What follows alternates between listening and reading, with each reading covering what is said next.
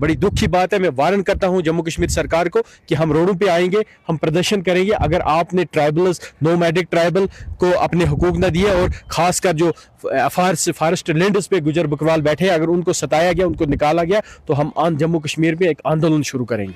बात है, मैं जावेद राना साहब आपको कहना चाहता हूँ, आप इस कौम के लीडर थे, आप इस कौम के मिनिस्टर थे, आप कौम को आपसे बहुत ज्यादा मेरे वाबस्ता थी, लेकिन अपने पैसे भर के ले आए यहाँ, अभी नहीं मिली कुछ भी। तो हमको बचत थी यही कि चल आने जाने का हमको ये लागश बचत होती थी। अभी माल मवेशी भी हमारी यहाँ ख़तरा में नहीं थी, यहाँ आराम से हम भी पहुँचे थे, अयाल भी पहुँचता था। अभी वो रुक गई तो हम भी मुश्किल से, किसी के पास पैसे होते किसी के पास नहीं होते, इसलिए हम मुश्किल से यहाँ पहुँचते। तो हर जगह में हमको मुसीबत है, अयाल साथ, भेड़ बकरी मरती है, पैदल जा नहीं सकते, कोई बीमार, कोई को क्या परेशानी, कि इसलिए आप मदद कर सकते हैं गवर्नमेंट को, क्या उसका खजाने में तंगी मत है। क्योंकि आपने ट्राइबल कम्युनिटी के साथ बहुत बड़ा धोखा किया है। मैं आपको अनंतनाग जिला के डिप्टी कमिश्नर ऑफिस में देखो हजारों फाइलें पड़ी हैं, हर जिला में मुझे फोन आते हैं कि हमारी एफआरसी की फाइलें पड़ी, और हाल ही एक ऑर्डर आया है। बदकिस्मती की बात है कि एक फॉरेस्ट डिपार्टमेंट को कि वो बहाना लगा रहे हैं, हमें हाई कोर्ट का ऑर्डर है कि आइडेंटिफाई करो कहाँ कहाँ सरकारी ज़मीनें हैं, वहाँ से लोगों को हटाओ और इनको उन ज़मीनों को छड़ाओ। क्या 50 साल 100 साल से जो बेचारा उसके पास ये जंगलात की ज़मीन है इधर, वो बैठा हुआ है, कब्रिस्तान बने हुए हैं, क्या आज उनको वहाँ से हटा के सब जंगलात की ज़मीन खुला करवाना चाहते हैं? क्या साबित करना चाहते हैं कि ये देशभक्त लोग थे? क्या इन देशभक्तों को इसी का सिला दिया जा रहा है?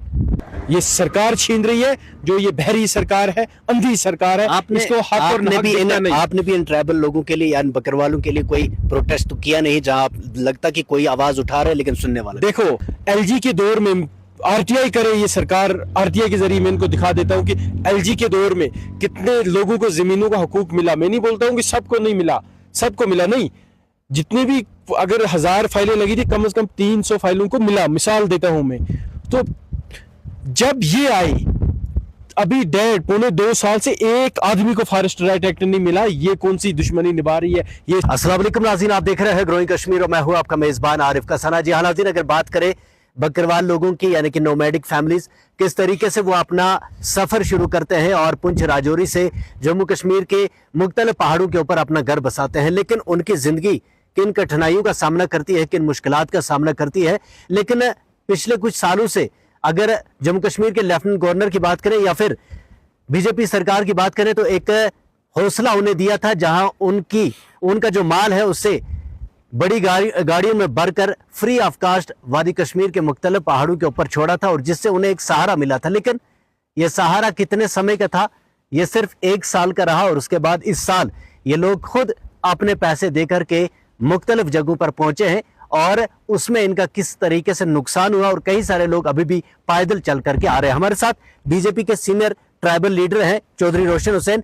जानने की कोशिश करेंगे कि आखिर अगर सहारा आधे ही रास्ते का था तो क्यों था, और अगर उसके बाद इस साल इन लोगों को मुश्किलात हुई है तो क्यों हुई है, क्या आपकी जानिब से ये स्टेप क्यों नहीं उठाए गए, और आज इन लोगों को मुश्किलात क्यों हो रही है?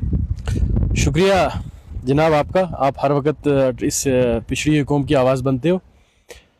जहाँ तक आपने कहा कि एलजी के प्रशासन में नोमैडिक ट्राइबल्स को गाड़ियों दी जा रही थी, जो उनकी सीजनल माइग्रेशन होती थी जम्मू डिवीज़न से कश्मीर डिवीज़न आने में और कश्मीर से जम्मू जाने में।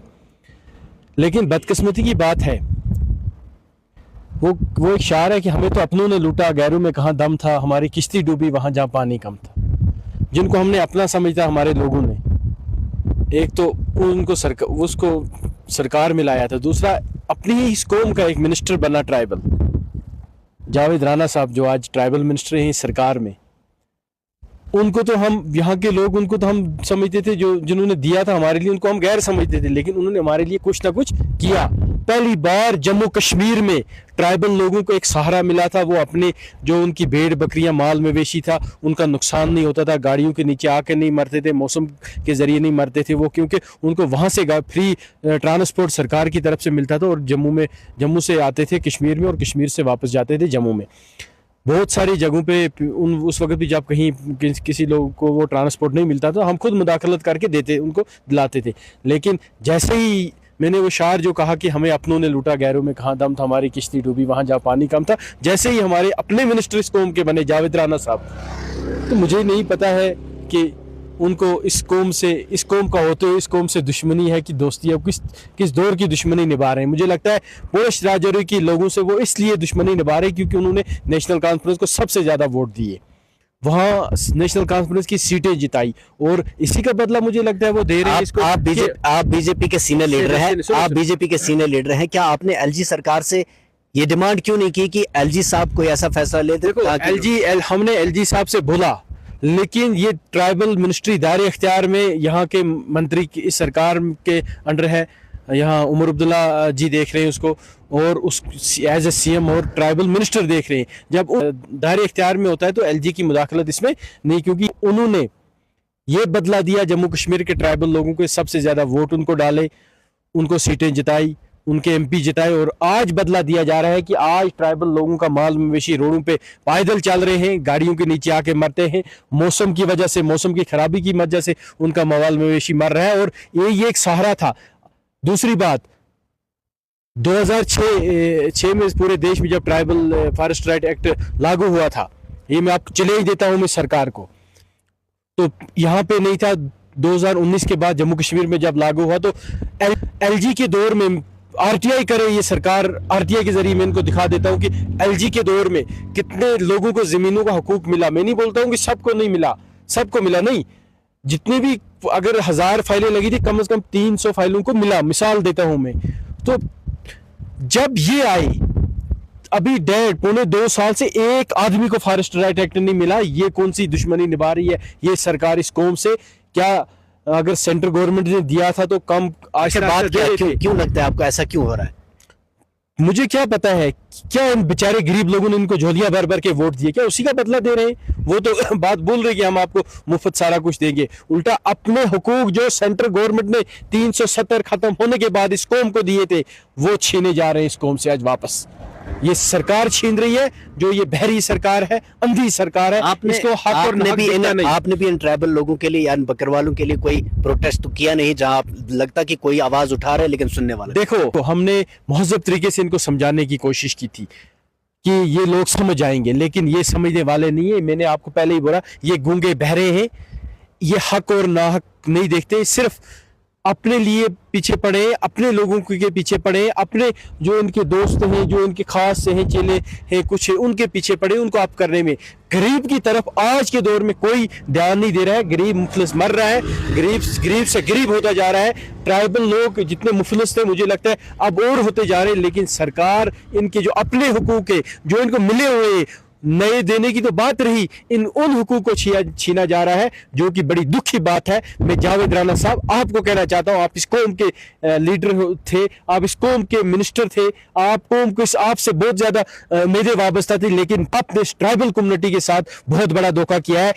मैं आपको अनंतनाग जिला के डिप्टी कमिश्नर ऑफिस में देखो, हजारों फाइलें पड़ी हैं, हर जिला में मुझे फोन आते हैं कि हमारी एफआरसी की फाइलें पड़ी, और हाल ही एक ऑर्डर आया है। बदकिस्मती की बात है कि एक फॉरेस्ट डिपार्टमेंट को कि वो बहाना लगा रहे हैं, हमें हाई कोर्ट का ऑर्डर है कि आइडेंटिफाई करो कहाँ कहाँ सरकारी ज़मीनें हैं, वहाँ से लोगों को हटाओ और इनको उन ज़मीनों को छड़ाओ। क्या 50 साल 100 साल से जो बेचारा उसके पास ये जंगलात की ज़मीन है, इधर वो बैठा हुआ है, उनके कब्रिस्तान बने हुए हैं, क्या आज उनको वहाँ से हटा के सब जंगलात की ज़मीन खुला करवाना चाहते हैं?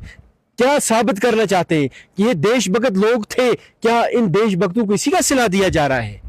तो बड़ी दुख की बात है। मैं वार्न करता हूं जम्मू कश्मीर सरकार को कि हम रोडों पे आएंगे, हम प्रदर्शन करेंगे अगर आपने ट्राइबल्स, नोमैडिक ट्राइबल को अपने हुकूक न दिए, और खासकर जो फॉरेस्ट लैंड्स पे गुजर बकरवाल बैठे, अगर उनको सताया गया, उनको निकाला गया, तो हम जम्मू कश्मीर में एक आंदोलन शुरू करेंगे। बहुत बहुत शुक्रिया जी। हाँ नाज़रीन, बिल्कुल आपको बता दें कि ट्राइबल लोग जो है, बकरवाल लोग जो है, उनकी माइग्रेशन शुरू हुई है, लेकिन इस बार वो अपने खर्चे पर, अपने पैसे पर अपना सफर शुरू किया है। कई सारे लोग थे, कई सारी ऐसी फैमिलीज थी जिनके पास गुजारा था, उन्होंने अपना माल गाड़ी में भर के लाया, लेकिन ऐसी फैमिलीज हैं जो अभी भी पैदल सफर कर रही है। और आपने देखा कि मुगल रोड पर एक बकरवाल फैमिली का बहुत बड़ा नुकसान हुआ है। तो उम्मीद है कि सरकार कोई फैसला लेगी और जावेद अहमद राना साहब कुछ फैसला लेंगे, ताकि अब ये आए हैं लेकिन वापस जब घर जाएंगे तो तब इन्हें गाड़ियां प्रोवाइड की जा सके, ताकि इन बकरवाल फैमिली, ये सरकार से कुछ और नहीं लेते हैं, इन्हें सिर्फ यही एक सहारा मिलता है कि इनकी इनका जो माल है वो गाड़ी में भरकर इनके घर पहुंचाया जाए, बस यही एक फायदा नहीं मिलता। तो उम्मीद है ट्राइबल डिपार्टमेंट और